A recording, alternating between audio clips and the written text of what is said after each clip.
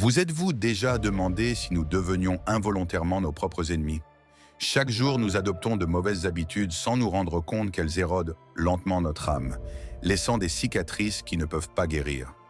Nous recherchons inlassablement le bonheur et la paix à l'extérieur, pour finalement sombrer encore plus profondément dans le tourbillon de la déception et la confusion. Quelle en est la véritable cause?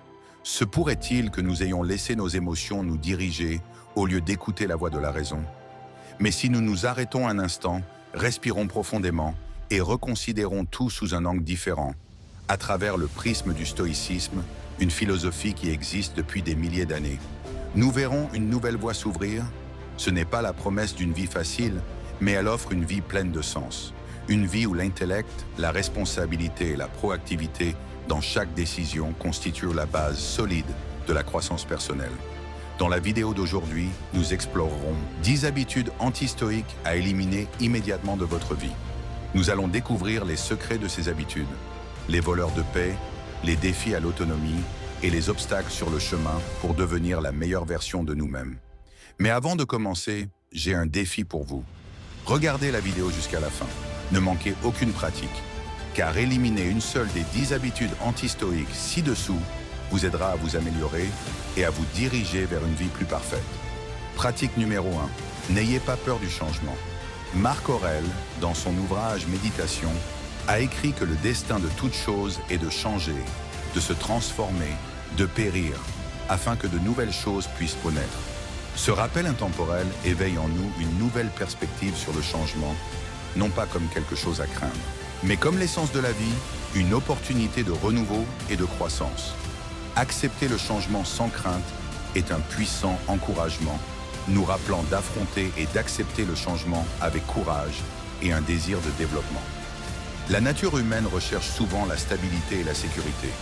Par conséquent, la peur des changements de la vie peut facilement devenir un obstacle, nous empêchant d'explorer et de conquérir de nouveaux horizons. Mais si nous nous arrêtons un instant, respirons profondément et considérons chaque changement comme une opportunité de croissance personnelle, nous verrons la lumière de la liberté.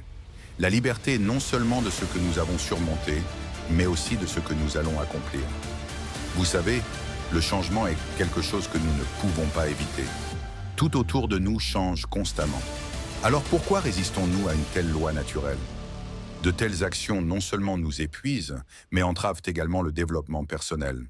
En apprenant à accepter et à nous adapter au changement, nous nous libérons non seulement des chaînes de la peur, mais cela ouvre aussi d'innombrables portes nouvelles vers la croissance et le bonheur. Il est essentiel de considérer le changement comme un compagnon de route sur le chemin de la vie. Même le plus petit changement est porteur de leçons précieuses et de nouvelles opportunités. Lorsque nous affrontons le changement avec amour et acceptation, non seulement nous nous développons personnellement, mais nous devenons également plus forts et prêts à affronter les défis de la vie. En fin de compte, accepter le changement sans crainte n'est pas seulement un conseil, c'est un appel à l'action, une déclaration de courage et un renouvellement continu.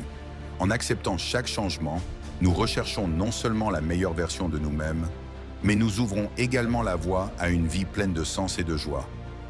Deuxième pratique, arrêtez de rechercher une validation extérieure. Chacun de nous recherche une base solide, une source intérieure de force pour tenir bon. Nous tombons souvent dans le piège de laisser la validation extérieure devenir la boussole qui guide notre vie. Cependant, le stoïcisme, avec sa profondeur et sa sagesse intemporelle, offre une perspective différente. La véritable valeur et la liberté ne résident pas dans la reconnaissance du monde qui nous entoure, mais sont profondément enracinées dans le caractère et la confiance de chaque individu. Prenons l'histoire d'un artiste nommé Frank, qui met tout son cœur à créer de véritables œuvres d'art. Chaque clic, chaque like et chaque commentaire devient un jugement sur son travail, voire sur lui-même. Frank tombe dans le piège de la recherche de l'acceptation, ce qui non seulement le prive de la joie créatrice, mais l'accable aussi psychologiquement. Pourtant, lorsqu'il renoue avec l'essence de l'art, non pas pour une validation extérieure, mais pour la passion, pour la satisfaction intérieure, Frank retrouve l'inspiration et la véritable liberté dans sa créativité. Le stoïcisme nous enseigne une leçon précieuse sur la nécessité de rechercher la force intérieure, indépendamment du regard ou des paroles des autres. Lorsque vous apprenez à vous apprécier, à apprécier vos valeurs et les efforts que vous fournissez, non seulement vous vous libérez des entraves de la reconnaissance extérieure, mais vous ouvrez également la porte à une confiance et un bonheur authentique. Il faut passer de la recherche de l'acceptation à la prise de conscience que notre véritable valeur n'est pas déterminée par les autres, mais par notre propre définition et notre propre éducation. La question se pose donc, comment sortir du cycle de la recherche de validation externe? Commencez par vous concentrer sur la conscience de soi en prenant le temps chaque jour de réfléchir à votre véritable valeur et le sens de vos actions. Puis chaque soir, pratiquez la gratitude et notez les choses positives que vous avez faites. Enfin, définissez clairement vos valeurs personnelles et vivez chaque jour en accord avec elles. Non pas pour la reconnaissance, mais parce qu'elles vous apportent véritablement satisfaction et sens. En cessant de chercher confirmation de l'extérieur, nous trouvons non seulement la liberté et le vrai bonheur, mais nous découvrons aussi que nous sommes une personne indépendante, confiante et dynamique. C'est le voyage de retour vers notre véritable moi, un voyage que le stoïcisme a éclairé et nous a accompagnés dans la vie. J'arrête de chercher une validation externe si vous avez appris la leçon pour trouver la véritable liberté et le véritable bonheur. Troisième pratique, ne laissez pas l'anxiété vous dominer. Imaginez-vous à un tournant crucial de votre carrière. Vous avez décidé de quitter un emploi auquel vous vous êtes consacré pendant 7 ans et de vous lancer dans un nouveau défi au sein d'une grande entreprise. L'anxiété commence à vous envahir. Vous vous demandez si votre choix est le bon ou si vous allez échouer à l'entretien d'embauche dans cette entreprise. Et doutez de vos propres capacités. Cependant, au lieu de laisser l'inquiétude dominer votre esprit, souvenez-vous du conseil du philosophe Sénèque. Nous souffrons plus dans l'imagination que dans la réalité. Ces mots nous ouvrent une nouvelle perspective, nous poussant à considérer l'inquiétude comme une partie naturelle de la vie. C'est quelque chose qu'il faut reconnaître plutôt que craindre, qu'il faut accepter. Ne laissez pas l'inquiétude devenir la boussole de votre vie. Apprenez à la reconnaître et à l'accepter comme une partie de vous-même, sans la nier ni la combattre inutilement. Parallèlement, faites la différence entre ce que vous pouvez contrôler et ce que vous ne pouvez pas contrôler, et concentrez-vous sur la mise en place d'actions positives. Ce faisant, vous pouvez transformer l'énergie négative en une force puissante qui vous propulse vers le succès et le bonheur.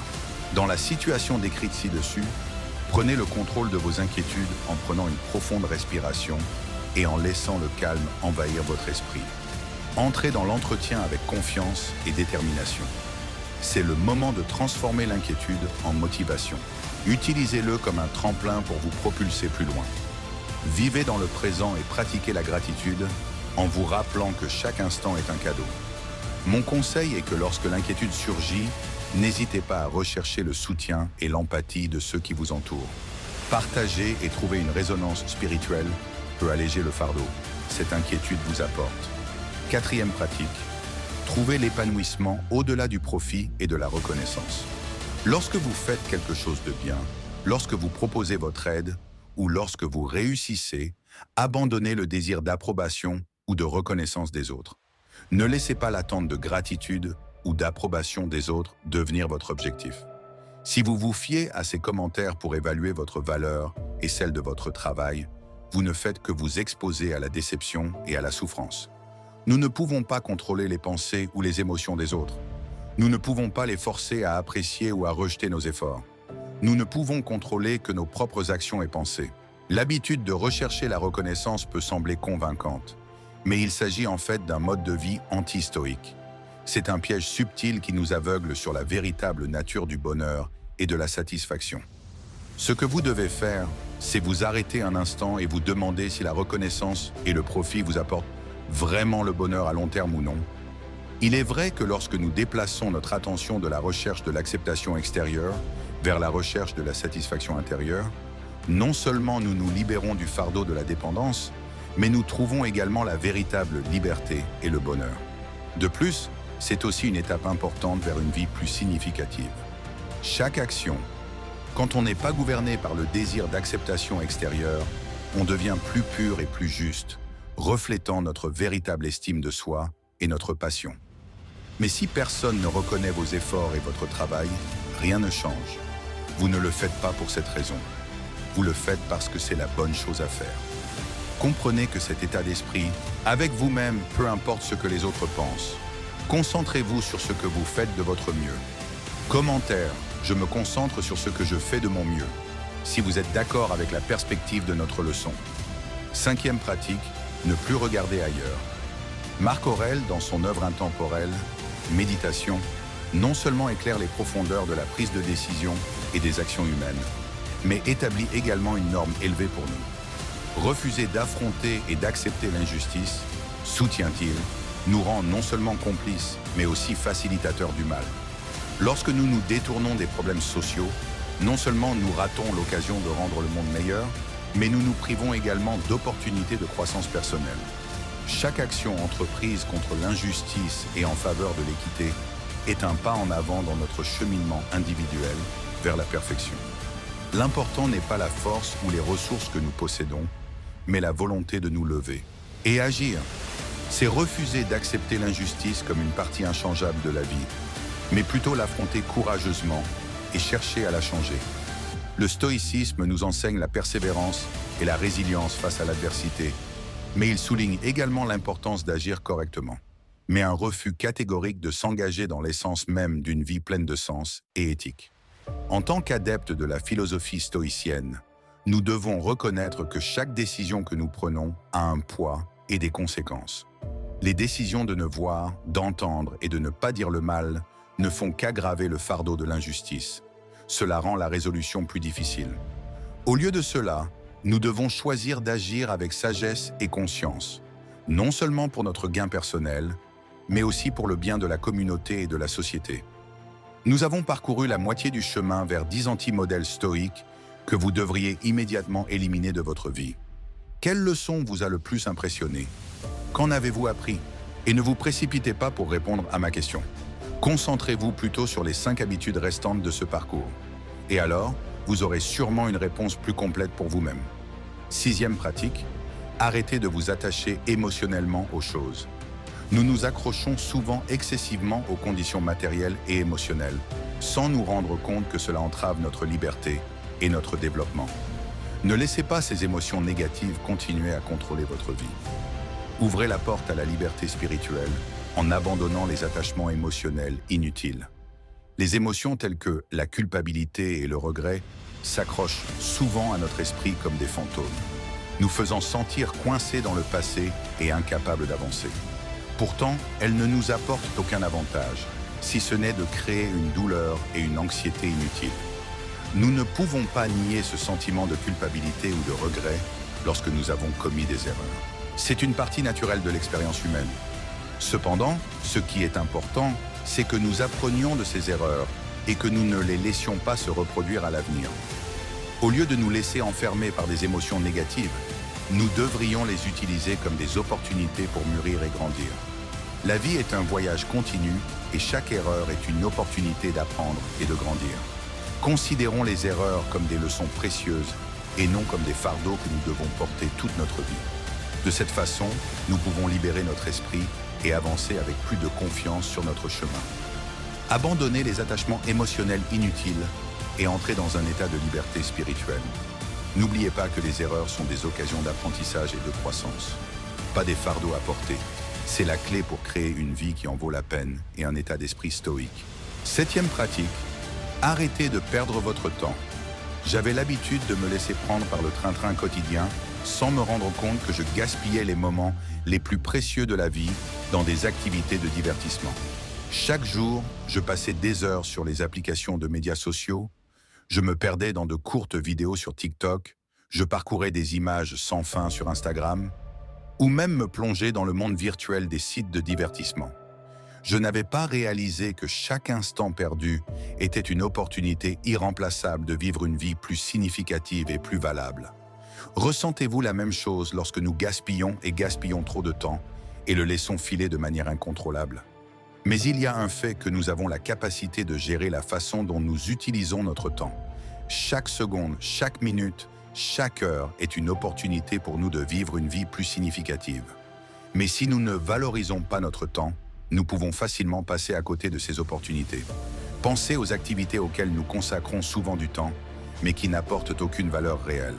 Perdre du temps sur les applications de médias sociaux, passer des heures à regarder de courtes vidéos ou nous immerger sans fin dans le monde virtuel des sites web de divertissement ne nous laisse qu'un sentiment de vide.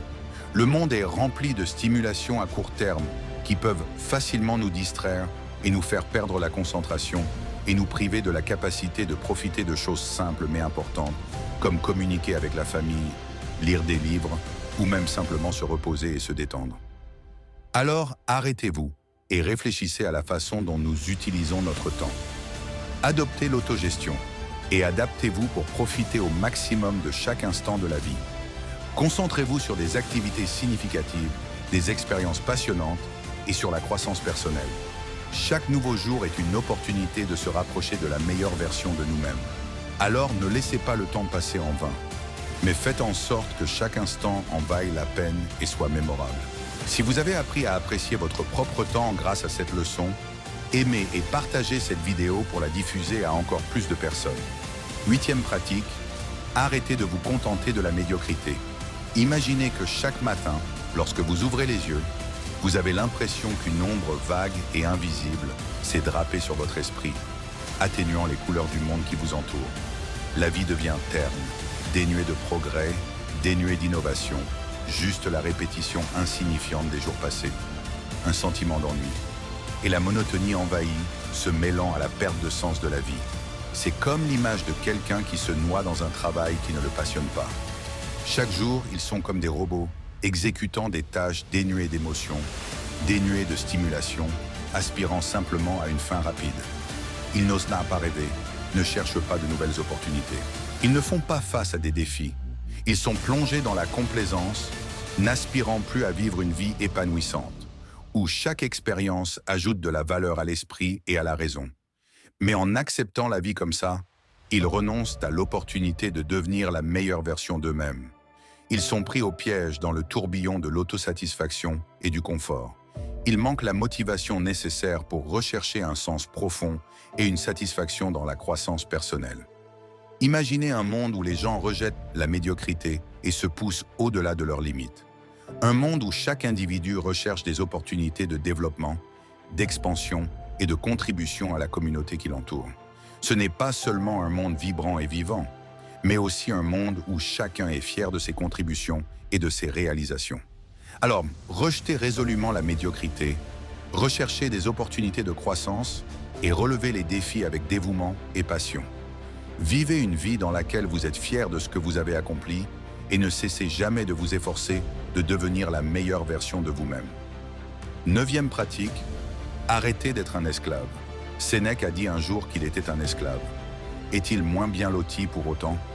Montrez-moi un homme qui ne soit pas un esclave.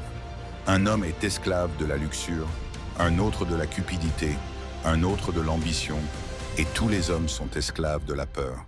Et l'esclavage le plus dégradé, c'est ce que nous nous imposons nous-mêmes. Ces paroles nous servent de signal d'alarme pour que nous reconnaissions une vérité douloureuse. Nous courons tout le risque de devenir esclaves de nous-mêmes. Dans l'immensité des désirs et des envies, nous oublions souvent le danger qui nous guette, perdant de vue la véritable liberté, la capacité de maîtriser notre âme et rejetant les tentations de la décadence.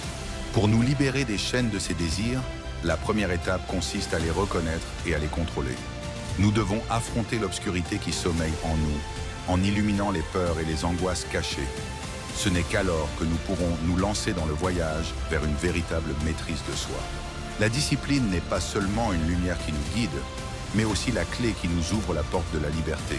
Elle nous aide à résister aux tentations des plaisirs momentanés, en visant la satisfaction et le bonheur à long terme.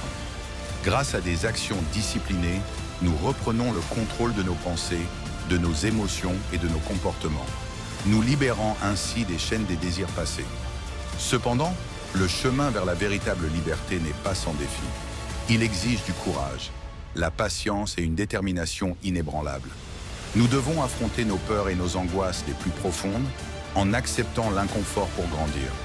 Mais la récompense est inestimable. Grâce à la maîtrise de soi, nous découvrons la satisfaction, le but et le véritable sens de la vie. Par conséquent, écoutons le profond conseil de Sénèque et libérons-nous des entraves que nous nous sommes imposées.